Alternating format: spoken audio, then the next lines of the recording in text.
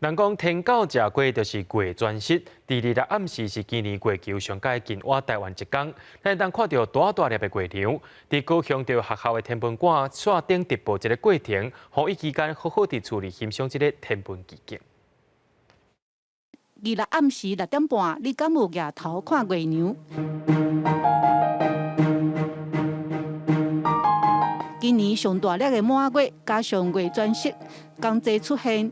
高雄天顶云真高，不过还是会当看到实月，而且大大粒的月亮变做红柑仔色，刷落来才豆豆啊恢复月圆。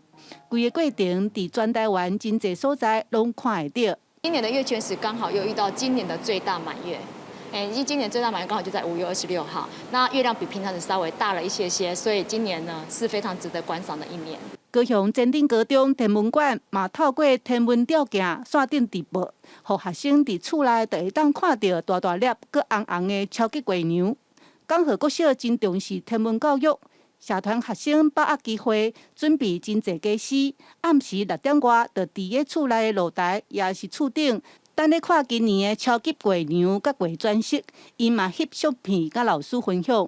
一开始看到红色的月初带时，中间虽然过程有云挡住，但最后看到了被吃一口的月亮，真是太开心了。